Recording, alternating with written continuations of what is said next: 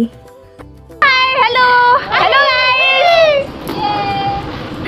आजचा दिवस थोडा रिस्पॉन्सिबिलिटीने सुरू झाला. टॉप फ्लोवर परफॉर्म करायला नाव दिलं होतं, पण स्वतःला एक कंडिशनही घातली होती. पहिले सबमिशन कंप्लीट करायचं, मगच इव्हेंट. म्हणून आधी अभ्यास, मनात एक्साइटमेंट पण आणि डेडलाईन पण.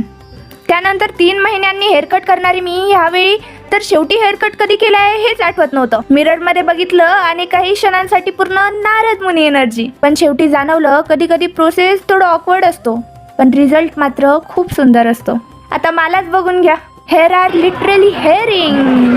नंतर व्हेन्यूवर पोहोचल्यावर एक प्लेट समोर आली आणि पहिलीच बाईट घेताच माझा फूड डान्स आणि कॉम्प्लिमेंटची बरसात सुरू झाली. एकदम स्पायसीनेस, शॉर्नेस, आंबटपणा, एकदम बॅलन्स आणि ती सुंदर टेस्ट आहे ना. बाकी प्लेट पाहून तर तुम्ही ओळखलंच असेल काय ते.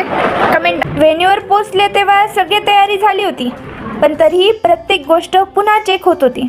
Music, mic, camera, stage. ते पाहताना जाणवलं एफर्ट्स फक्त तयारीपर्यंतच नसतात, तर त्या मुवमेंटला परफेक्ट बनवायपर्यंत चालू होत असतात. न पाठवलेलं पत्र या सायंकाळचा प्रवास हळूहळू संपला.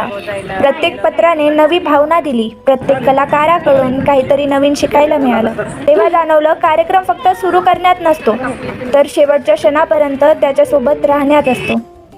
रॅपअप सुरू झालं, पण त्या शब्दांच्या भावना अजूनही हवेत होत्या. न पाठवलेलं पत्र संपलं, पण काही भावना अजूनही मनात राहिल्या. शेवटपर्यंत सोबत असलेल्या ह्या लोकांसोबत. थोड्या गप्पा, थोडी मस्ती, हसणंही झालं आणि कधी डोळे भरून आले. आणि अशीच ही संध्याकाळ एक सुंदर आठवण बनवून मनात बसून गेली नेहमीसाठी.